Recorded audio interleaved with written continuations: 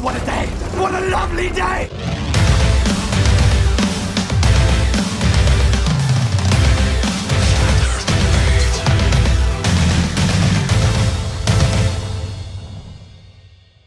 Welcome to Flat Earth Debate.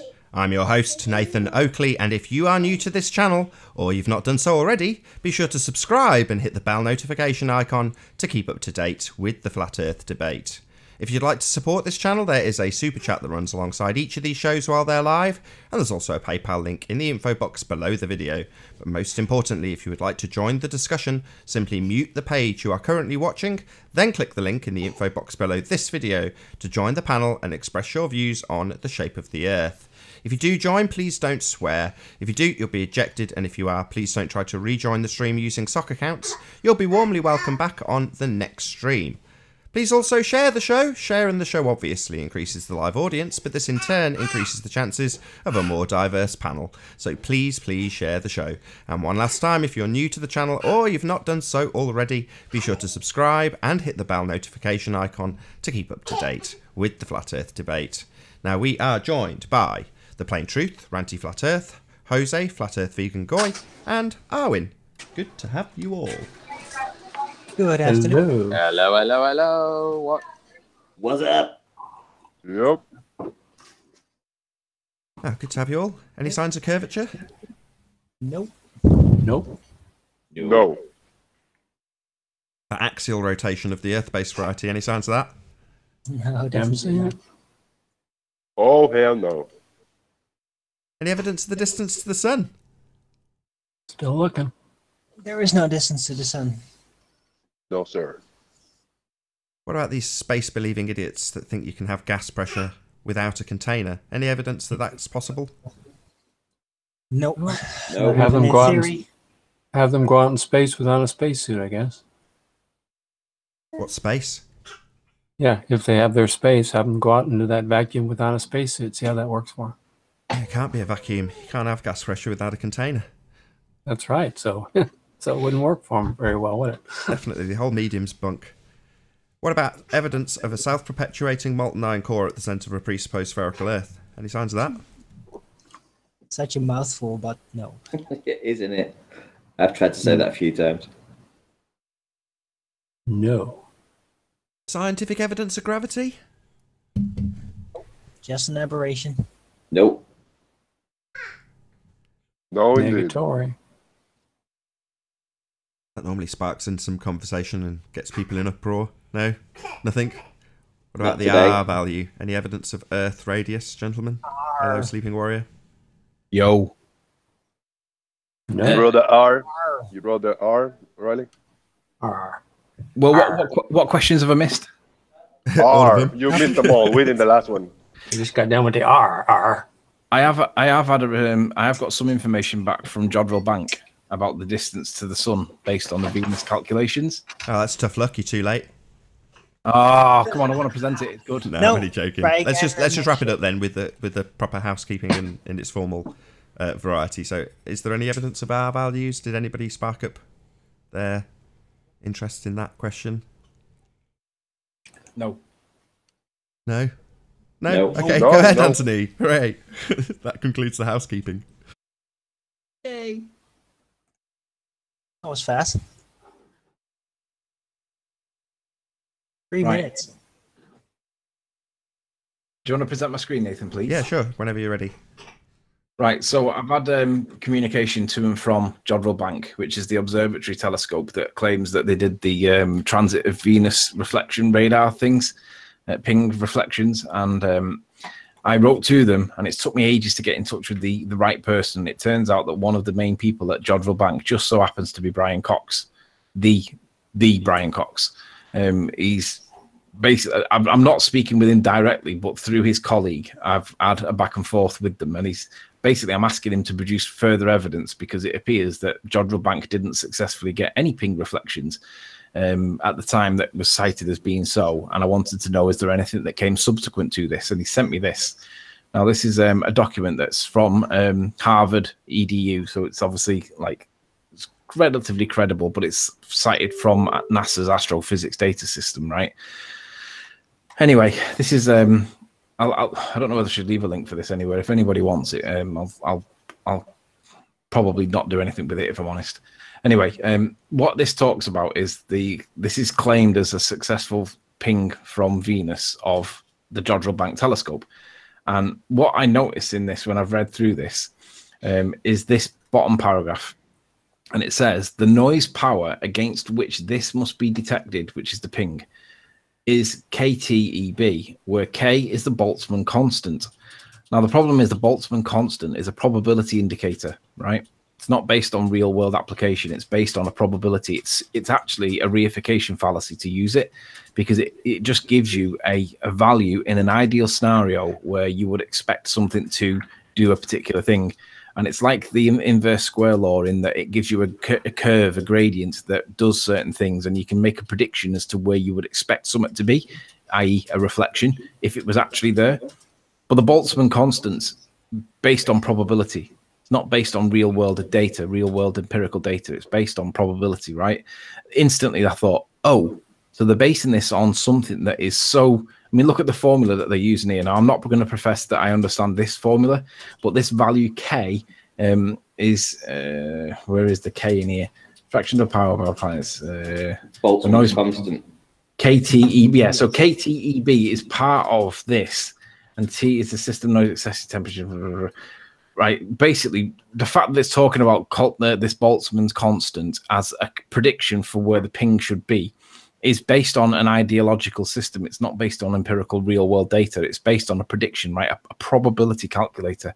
So I've asked him to verify that this is what it should be in terms of, does it apply in space? Because it doesn't apply in space, because we can see stars. Stars go for infinite distances in space. So I don't think the Boltzmann constant would actually work. Any part of the Boltzmann constant would actually work in space. And it's just interesting that they've put it in there. So it gets worse. On page 7, I have this. This is the actual so-called reflection data. No, it must be page 8. Let me play page 8. Okay, maybe it's 9. It's in here somewhere. Right. This is supposed to be an illustration of the actual ping reflections coming back. And it's littered with problems, because what it says is that the equipment wasn't working properly, and they've actually compensated on these channels where these successful ping reflections have come back. It says the corrected channel outputs for the days when return signals were detected. The full straight lines show the mean deviations, and plus or minus 10 counts are also indicated. The number beside each is the mean count. So this is supposed to be a reflection of the actual data, but it's been corrected for when the channel outputs were working. Now, I don't know why you would do that. Why would you correct anything? You would present it the way that you received it. And if there was an issue, you would then explain what the issue was. And then you could either dismiss or accept the data as valid or polluted or contaminated. But you certainly wouldn't correct it. You wouldn't correct the channel outputs. Now, look at the values that are here, plus or minus 10. And look at the other values that are in there, right? All the values that are in these are relatively close to the value that they claim is the peak reflection. And that to me is not particularly strong. And they admit that there's an issue with it.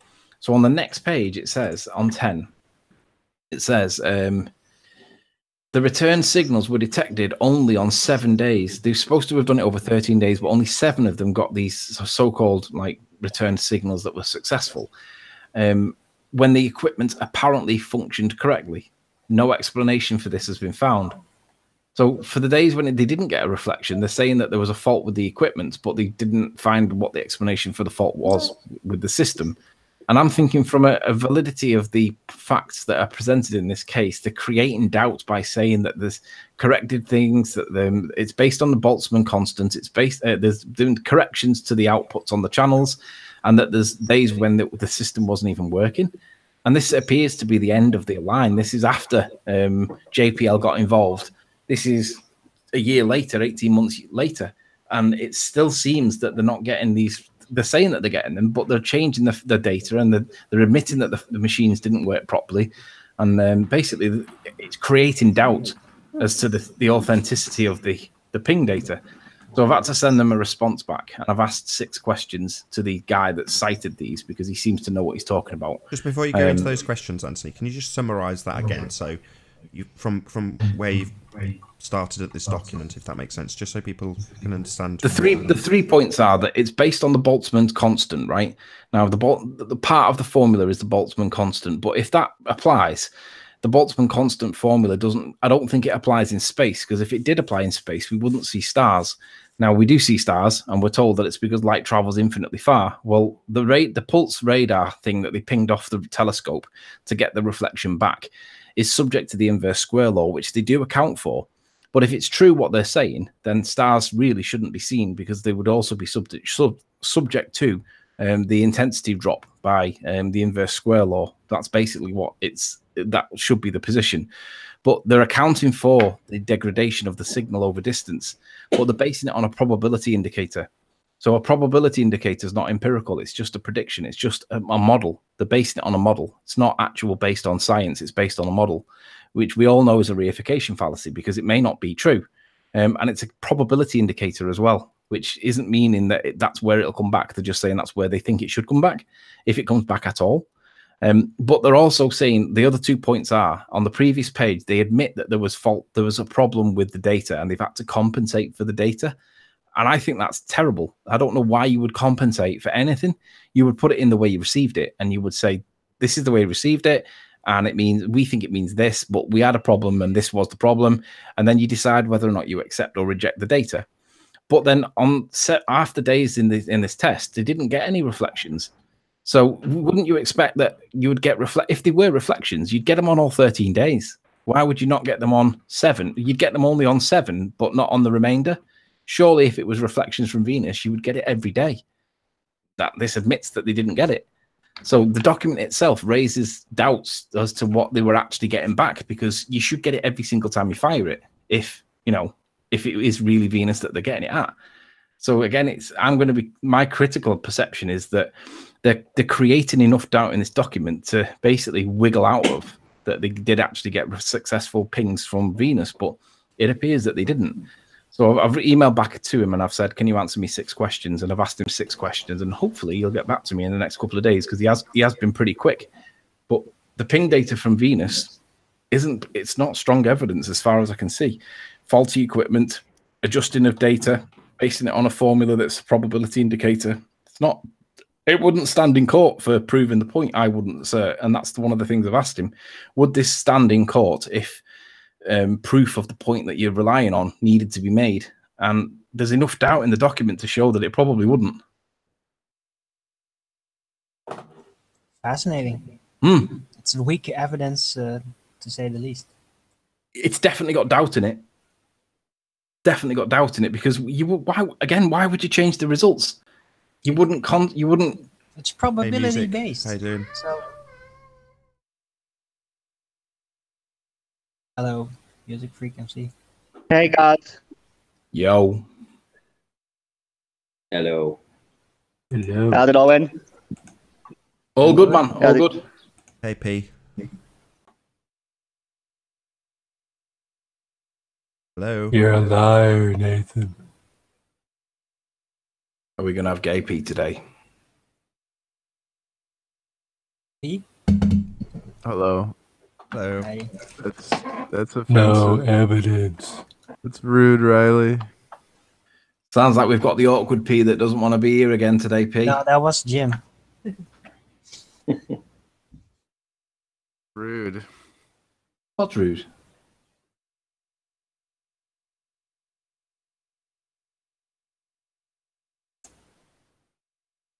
Dave, can I present something for a moment? Go ahead. Please. Please. Well, I'm sure you've heard conspiracy cats. Or what is it you guys call them? Conspiracy flaps? It's quite funny, actually. Anyway, he cites this video that I took of this boat called the Stena Hibernia, basically disappearing into the distance. He was claiming that it goes over the curve of the Earth, and I've said, well, no, that's not quite correct. That wasn't the whole point of the video, and it certainly doesn't show that. So what I've been doing this morning, I've spent a bit of time taking some screenshots out of these, some stills of the boat at different times. And I'm just going to play, I'm just going to scroll through some of them as I go to the right, you'll see obviously the boat's going further away. It's getting smaller in angular size. And we're also starting to see this mirage effect happening underneath the boat here. As we come along, the boat's getting smaller and smaller. Hello? Hello. Event Horizon, good to have you. So the boat's getting smaller and smaller as it goes away. And eventually it goes to almost nothing. It disappears almost to nothing. It's almost invisible in this last shot. But as you can see now, this size of the boat is tiny. If I scroll out and show you now, shout out to Mark Taylor. Shout out retracted. Just for everybody in chat, that is actually Mark Taylor trolling Ranty right now. It is. It is. Bad. Right. So here we go. We have big boat on Flipperneck. Just mute me a sec, Nate.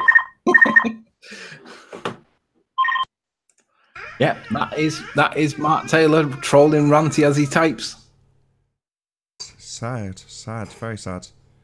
Yeah. Oh. Why is he stalking Ranty?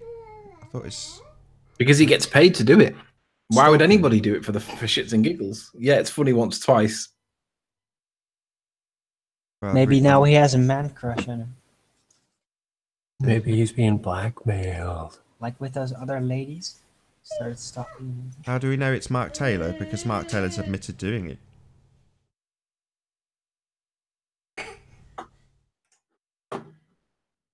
Mark Taylor sounds like a fun guy to be around, doesn't he? Yeah. If you like hanging out with Nazis. Nazis. Event Horizon. Hello. He's a Nazi. Have we spoke before? Nobody. Only on here. Because you sound like I've spoke with you before, but I can't picture where you sound. Do you live in Bournemouth way? No, I live down south past London. Have you got? Is your channel called Flat Max UK or Flat UK Max? Nobody. I've got one of those voices that everybody sounds like, and I've also got one of those faces that everybody sounds like. That I've seen them before, but yeah, no, not at all, buddy. So you didn't do observations of France from England with a P900? No, I haven't got a P900. I mentioned a couple of weeks ago that's exactly where I live, and I see Dover and France from across the way, but I don't have a P900 to take the videos with.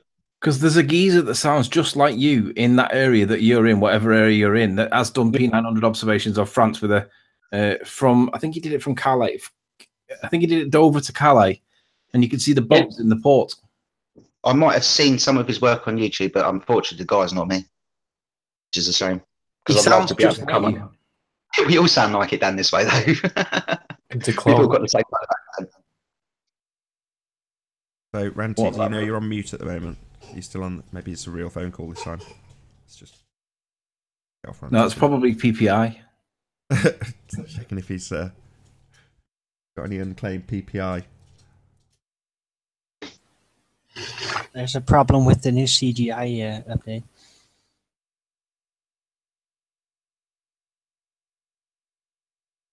Did you know CGI was just images from a computer? Yeah, this is all CGI. What we're looking at now, technically speaking, P. Maybe that's why it's called computer generated. No. It's not images on a computer, it's images fabricated on a computer from scratch. Yeah, I think it's the original origin that it refers to. So obviously this image on screen now is generated by a camera, whereas if this image was generated by a computer, that would be CGI. Even though it's presented on a computer, displayed on a computer, transmitted via a computer, it doesn't make it generated by a computer. Right, I'm back. Right, let's stick the screen back on. Right, there you go. What we're having a look at looks like lots of the same thing over and over again. It is lots of the same thing, but it's the same boat as it disappears into the distance, and it disappears into an inferior mirage. So on the left-hand image, where we've got quite a large, substantial object that we're looking at, when we get further and further away, it becomes increasingly small. In this last image that you can virtually make out, this one, it seems to just disappear in in a shot, virtually it just disappears. But I've actually screenshotted this and was able to bring out the boat itself hidden. But what we're seeing is, obviously, we're seeing this inferior mirage go through the bottom of the boat. Now, if you know what we've been talking about recently, about what's hiding behind the inferior mirage, if you think of the buildings of Barrow and the sand dunes and the truck and everything else that would be hidden, again, the boat itself is being hidden behind the inferior mirage. I'm going to show you where that line goes through if I've got on the next image. So I've just put a red line on. Can you see this? This red line here? I don't know why it's playing up now. Can you guys see a red line? I can't. Yeah. There. Oh, yes, just right. yes. So through the entire image, what I've done is I've put the waves, or the apparent waves, and lined them all up. And then as we scroll through, and I've just got this straight red line that goes through, well, what do you know? That's exactly where this inferior mirage happens on all of the boats, all of the images. As we come across, it's literally almost, apart from the odd one, but it's essentially dead center of the inferior mirage.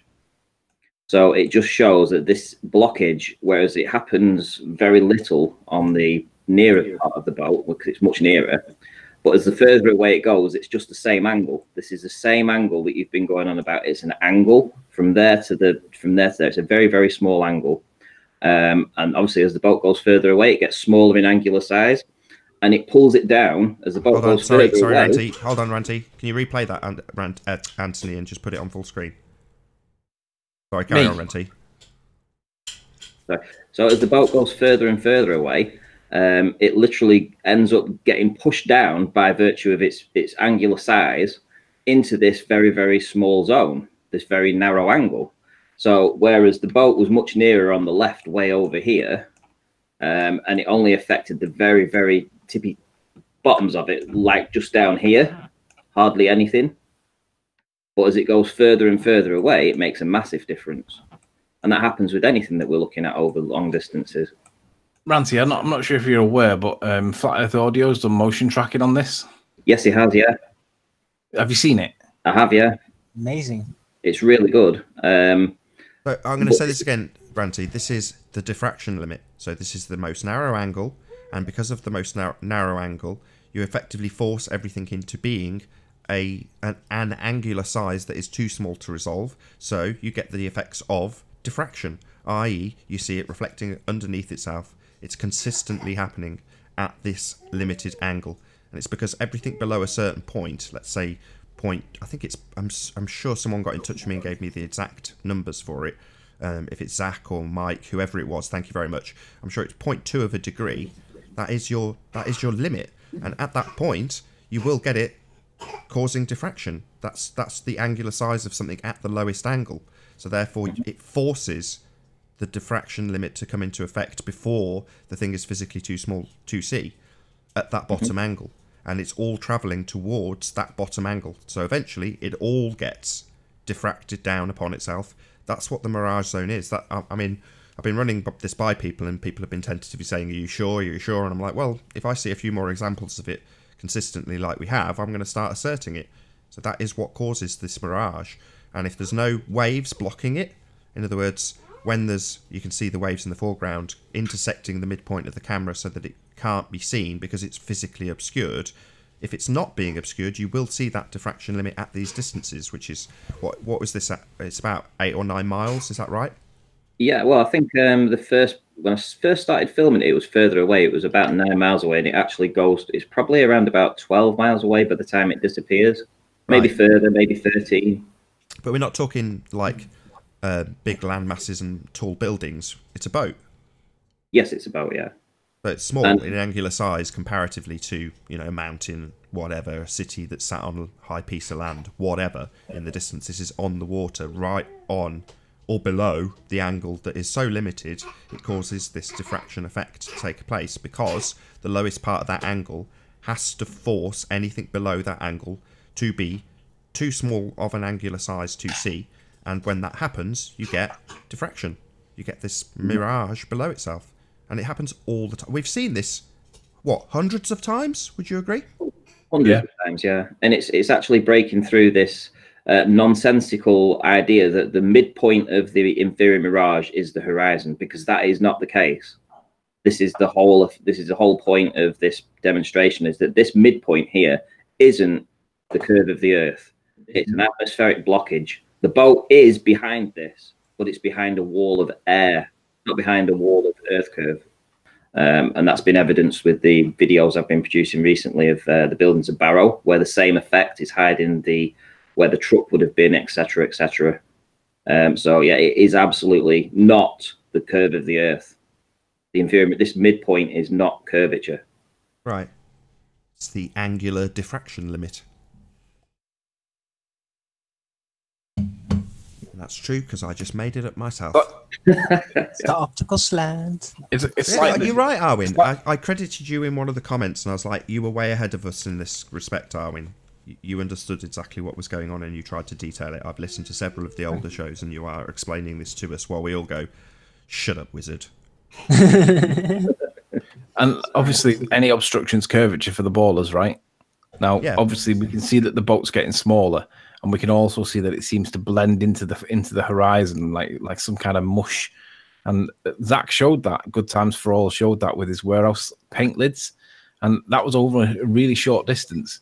And obviously, we can repeat that with iPhone cameras putting on the floor, and everyone's validating what this point is, why it causes it, who cares, it does it, right? But it goes against the idea, or it debunks the idea that any obstruction's curvature for them, because it's not. Whatever is going on here, it doesn't really make sense, and we can't really explain it. We know that it's something to do with getting low, but this is what you guys all think's curvature, and it's not. This is not curvature of the Earth. This is something else. Then you guys need it to be curvature, and that's why you'll never get rid of it.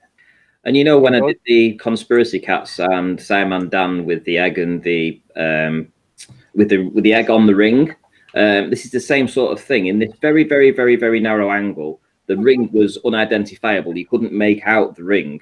You couldn't make out. It was all stretched and warped. You know, exactly as what's happening with this boat. Exactly the same. Also, it's a scale little test we're doing observation. So in a long stretch in a sidewalk, I will not use a P900 to zoom in or just catch something disappearing from the bottom up, because it will probably catch the whole thing. It has too many millions of pixels on, and the definition is too high. So for a small scale, I must use a small camera, you know, with small aperture and small viewfinder, because that's what the scale word is for. Now in a long distance, 10, 15, 20 miles, I will use the P900, which scale down, and it will act like a long hallway and a little phone camera.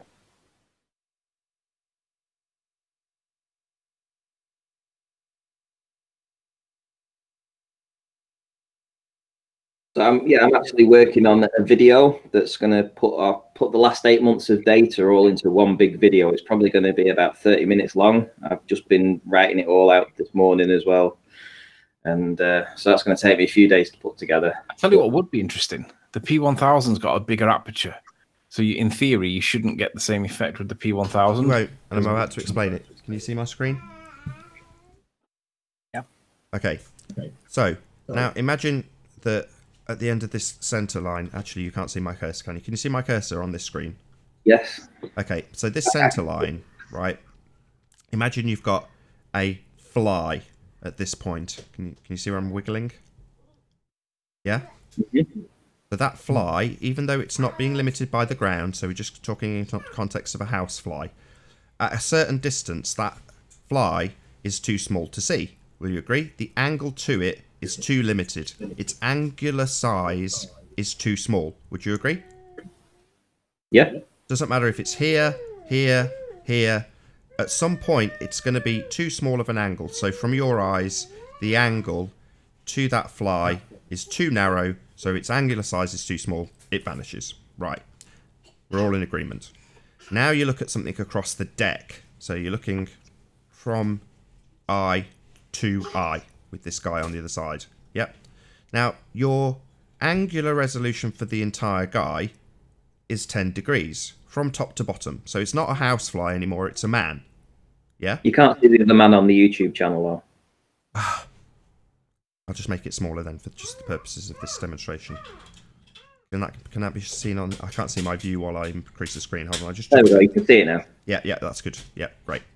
Okay, so, oops. So,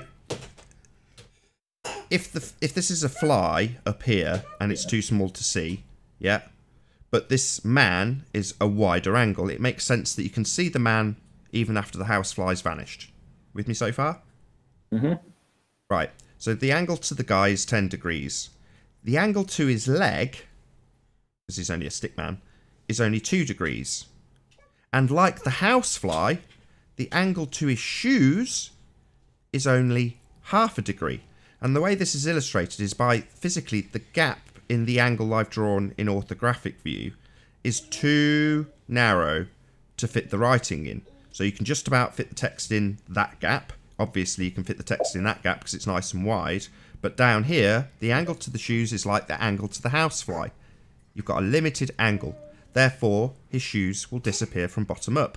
And prior to that happening, you'll have several things occur in various different scales depending on zoom and aperture, which I'll come to at the end. So you'll have a refraction effect, or formerly referred to as a refraction effect, which is the mirage. Now I'm going to say that's not refraction, it's diffraction. It is the diffraction limit being breached because of this limited angle. So this limited angle forces anything in this angle to be too small to resolve, therefore subject to that inferior mirage below it, because of the distance and the angle.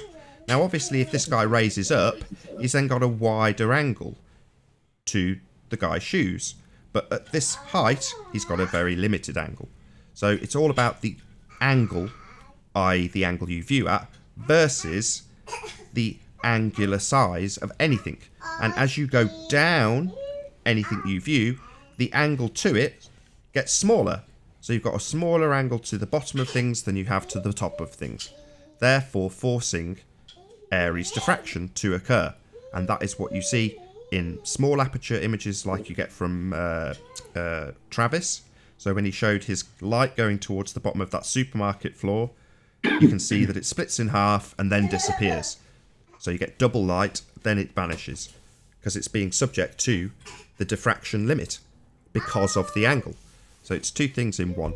But in the case of Ranty's most recent images, you consistently see that effect at the most limited of angles on something that's quite small, and as it gets further and further away, i.e. its angular size also reduces, the top of it is obviously getting closer to the horizon because it's becoming smaller into the distance. Therefore the entire body of the boat is getting closer and closer to that most limited of angle, and in that most limited of angle you will get this diffraction and you will see it miraged below itself. But for waves interfering with it, you know, i.e. something in the mid-distance or before what you're looking at, if there's a wave here, you're obviously, that's cutting off the angle that you were viewing at anyway, and you just see the wave, so therefore you won't see it. Anyway, there you go. So there's my explanation. Yeah, it sounds great. I just had an idea based on what Jose had said the other day. Remember, Jose talked about putting a flashlight on a skateboard or something that was wheeled and wheeling it into the distance. I was just thinking that we could just do that on the floor itself, so that instead of what I did, I was walking and then I was lowering it every 50 feet. But if we had a large enough torch to be dragged in a linear fashion away from the camera angle, then you would have the same effect as the sun going away from you. Absolutely. So that's what I would hope someone will do. So I'm hoping. Oh, hello. Is that Roxanne? Is that really you? Yes, it is. Oh, okay. I would hope someone would tie a bit of string. Hello. Around a toy car. So they're only a quarter of an inch high, and then drag that string away from an iPhone. You know, it wouldn't even have to go that far, judging by Jose's video. You know, he was only about 2 or 3 units up from his Coke can and phone on the floor, and he still got the same effect. So I would imagine that if you literally had a toy car on a bit of string, dragged it away from an iPhone, providing you've got the lens obviously at the bottom edge of the camera at the lowest point, you could just drag that little toy car away from the camera and watch it vanish into the distance, just like Ranty's boats. Someone's got the mic open, it's really loud. That's me. Ah, that's better. You know. Because I've turned him right up. Can I just read something? Can I just read something that Rumpus wrote in the chat? Go So ahead. Nathan, you Yeah, go moron. ahead. Aries diffraction has nothing to do with this, you moron. How come objects of the same size as shoes do not disappear? Only angular size matter. You utter exclamation mark moron. Can you display me again, Nathan? I'll Yeah, try sure. and answer that. Happy eggs. They are Hey? happy. It's not a reification fallacy. They've got smiles. Conspiracy egg. So this is the midpoint here. This point here. I'm just going to put another line in so that you guys can see it. So this line here, this yellow one, is the midpoint. So when I was taking these images, the camera height, the center of the lens was this area right here. That was where I was looking right across. So I'm perfectly flat now. That's the flat point. So outside of the flat point, so higher up, everything matches up. The eyebrow height matches up. The corner of the mouth matches up. The top of the head matches up. It's all proportional. Yet when we look into the very, very narrow angle, the bottom 2 inches or 2.5 inches just here, everything gets warped. Look at the ring. You can't make out any details on the ring. There's stretching going on. It's not the same width anymore. Everything's being distorted in the very, very, very, very small 0.2 of a degree angle that Nathan's been talking about. Outside of it, everything stays perfectly the same. Anything level and below gets compressed because the nearer to the ground you get, the smaller the angle you actually have to take all that information in.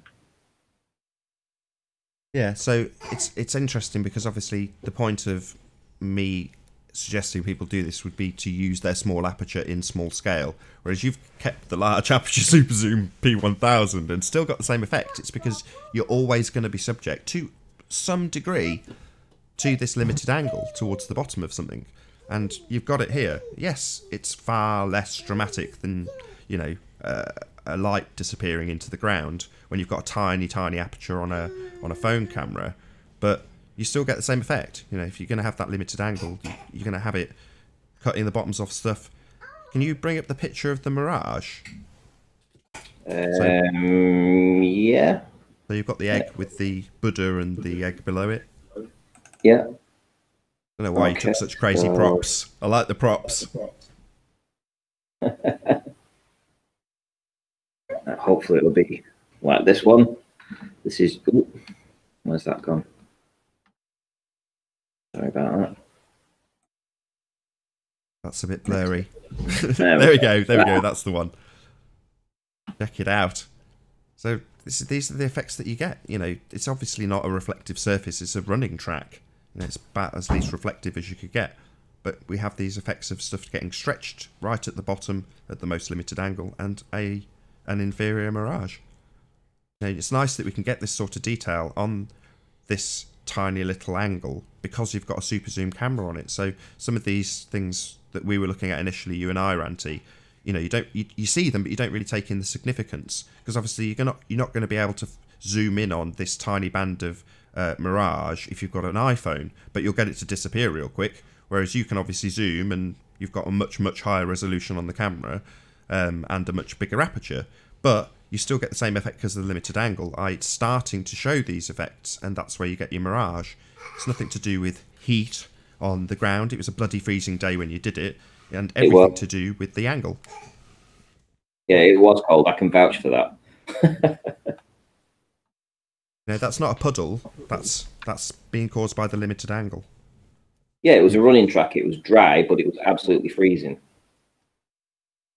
No, let's not use those words because people will take it literally. Oh, so there's ice on it, was it? You got a reflection? No, there's no ice. We just. I was about to say. For us Brits. A layer of the mind ice of there. God for the super chat. Thank you very much. All Earth is a mirage. Yeah, indeed. Nice. Very cool, Ranty. Very cool. No worries.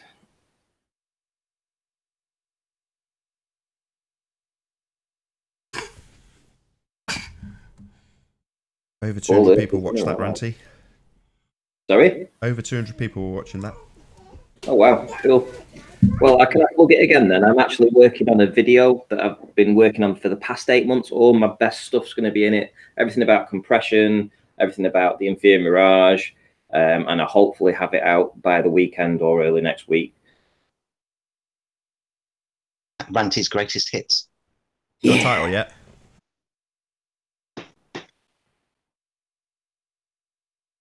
You got a title for it? Not yet. Not yet. I've just been doing the wording on it.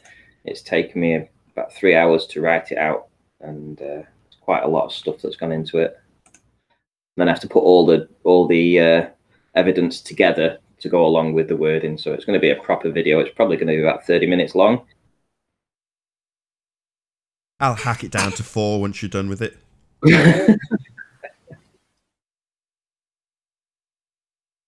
No, I'm only joking. I can't wait. I'm really, really excited, Ranty. You've got a lot of best bits to put out there, let's be honest. Well, I don't want to butcher it. I want to try and put all the, you know, the components of what's led me to the inferior Mirage, what's led me to the... Oh, I've got your title. I've got your title. I've got your title. We're in this together forever has got it. Now, in capitals, that's what I call flat. Okay. I love it. Shout out to We're in this together forever. Cool title. Hope he calls it that. Now that's what I call flat. True. Everyone else that's coming up with debunkings or pulling globe lies apart, you're actually out there showing how flat it is day in, day out, Ranty. So, you know, of all the people that's legitimately could have that as their title, you're one of them. Rumpus is in chat again. No. On a freezing... Notice how he's put... I told you! I called it! Called it! You did. When I say freezing, it was about 5 degrees, but there was a wind and it was chilly. If nothing else, Rumpus is very predictable. Oh, he's extremely predictable, isn't he? But I'll tell you what's going to be interesting. If you do these observations with the P1000 of the same boat going in the same direction, theoretically, because it's got a bigger aperture, you shouldn't see the same effect until it gets further away, because that would be the reduction in the angle that you need with the bigger aperture. And obviously, it's not the same size as a P1. It's not the same size as a P1. Oh, mute your listen. Mute your page. What shape is the world? Yeah, I've muted it. Sorry, mate. So the aperture size is bigger, therefore it should be further into the distance before this is affected. So what you could do is you could see which turbines it went past on the P900 and then show which ones it is on the P1000 and show the difference between the two cameras. And obviously the difference is the aperture size because it's a bigger lens. And I would think that the boat would be less distorted on the P1000 until it gets further away. So then if you did a lapse, if you did like a motion tracking bit of thing and like what Flat Earth Audio does on the P1000, I think you'll show that basically the bridge isn't getting smaller. It's not dropping behind no curve, it's just getting smaller because it's going further away. And basically, if you're going to claim that it's the curvature, well, where's the perspective? Because if it's going to be the curve that you guys are claiming it's going over, well, we want to know how you're going to contrast that against the perspective. Because it's like when you argue for the gravity being an additional force. Well, if gravity is an additional force, well, where does the density stop and the gravity begin? In the same sentence, well, where does the perspective stop and the curvature begin? Because the curvature is supposed to be there, right? And we know that things do get smaller. So how much of the boat dropping behind the curve is to do with dropping behind the curve compared to the perspective, which we all know is the consequence of things going further away from you. And it's obvious that there is no curvature. It's just getting smaller because it's going further away, but it ain't dropping behind no curve. Well, Anthony, do you remember when we saw Ghost Ship when I went to St. Bees? 29 miles away, right? It should have been like 400 odd feet behind the curve, and yet we were filming it, and we were able to identify the boat. That was those stacks that were on top of it. So we know, we've seen boats 400 feet beyond the curve, apparently. Right? You and I actually saw it together, so we know that it's all nonsense. A Rumpus in chat is now claiming that Aries diffraction has nothing to do with any of this. Hey, Rumpus, fascinating. About that whole body of science, what science have you got to support these ideas that we're talking about that you guys can't prove? Things like gravity, gas pressure existing next to a vacuum of space without some kind of membrane. Where is all this science? Because we're not seeing any science from anybody. We're just getting all the talk. Yeah, no, it's old talk as well. They aren't advancing their argument. Their argument's stagnated. It's literally non-movable. Where we are actually crushing it, and they're still, digging in. No, we're not. And it's like every day that goes by, we're hacking away at it, and they don't come up with anything new. They won't even concede a single point. This tells you everything about these people. I've got nothing. We've got everything, though, days and weeks worth of observational tests and so on, and they're still circle jerking around the same arguments. Denying everything I at like all the fact costs. that Every Anthony's, subtraction doesn't exist. I like the fact that Anthony's formerly blasé statement, well, any obstruction's curvature, right, has now come to fruition when people are taking video over a fat floor and they say, it's got to be curvature, right? It's just so ridiculous. Alan B's asking us if we know what aperture does. Like, oh my god. What aperture does? Yeah, exactly that. Yeah, I stuck it in Guys. as a wiki link last time he asked a ridiculous question. Guys, what are your source materials on Aries diffraction? Because I've never actually been able to find a proper source for that. And now I am getting like this weird mathematical stuff with the Airy function and Airy differential equation, but Aries diffraction can't. So, Roxanne, you're here. What's brought you into the chat today? Who has brought me into the chat today, I think is the better word. I'm going to throw Sleeping Warrior under the bus. He sent me a link and I clicked it and came on in. Awesome. I'm enjoying it so far. I'm enjoying the conversation so far.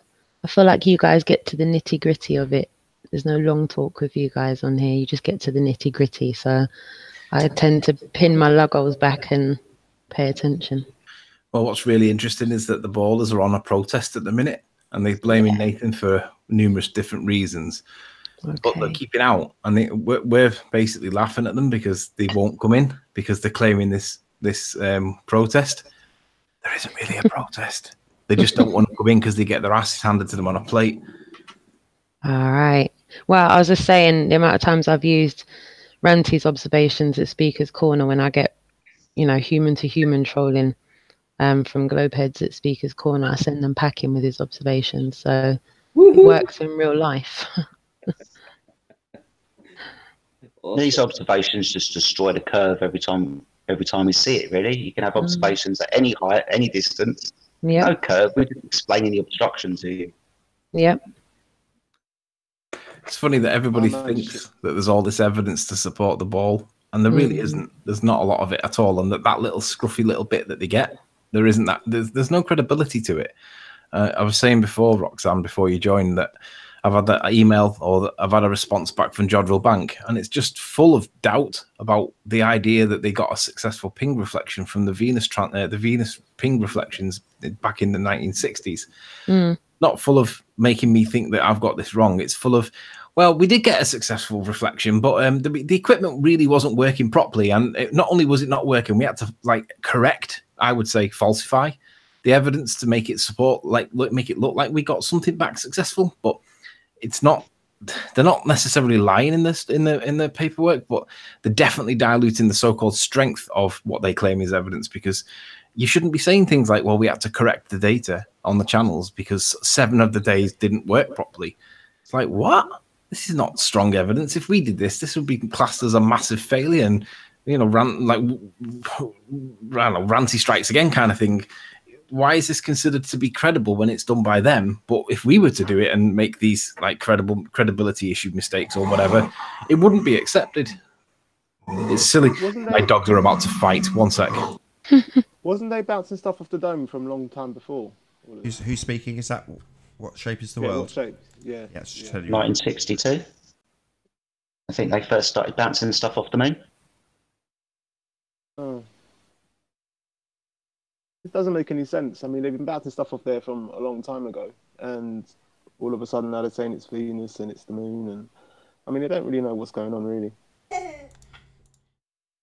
Jesus. Guys, I can't find anything on diffraction, like Aries diffraction. So if you could help me out here, give me your sources. Well, yes, you can. I will direct it. you to the video that is in the link below this video, which is a video titled, I think in the description it's got a different name to the video title itself, but it's something like Good Times for All Perspective, and he goes through all of the information he dug out, and he made it clear that it was very difficult to find that information. But I think it was Mike pointed out that if you've ever worked in optics, you would know this information about the Rayleigh criterion and Aries diffraction, because they teach it you. So, but yeah. Why can't I find anything about that? Say that again. I'm really bunged up. I really can't hear very much, Arwin. You have to speak up. Arwin, I have spent in this last couple months when I've been joining the show, and you don't hear me at all in the show because one little subject get mentioned. Where are you going? I've been researching it. I've been researching it the whole show, and I don't find anything that's gonna point me to the direction that I'm looking for. So I mean, you know how the research goes. You know, sometimes you find the things really fast. Sometimes you don't find it at all. You just gotta put the pieces together. And just can't find anything relating to Aries. It don't even get a single name out of it. Try finding the distance to the sun or the Venus reflection data. It's ridiculously hard to find. You can get the typical stuff. But Yeah, there's just no mention of it. I just wonder, where is this coming from? Because there is like diffraction things relating to diffraction a lot. I'm reading through this incredibly extensive, complicated optics articles. Things that they've been doing. It takes time to go through those articles. The basic principles of Aries diffraction, as we have been talking about, I can't find anything about it. And well, like I say, I'll direct you to the video in the link below this one, so check it out. Perspective, Good Times for All. And with that, I'm going to say first and foremost a huge, massive, enormous thank you to all of the debating panel for making this debate possible, and of course a massive thank you to all of the live audience for tuning in and hopefully sharing this debate. If you hated the show, you know exactly what to do. You've probably done it already, but if you like the show, maybe consider sharing it with a friend or subscribing if you've not done so already. I've been Nathan Oakley, and I will see you all in the next video. Oh, what a day! What a lovely day!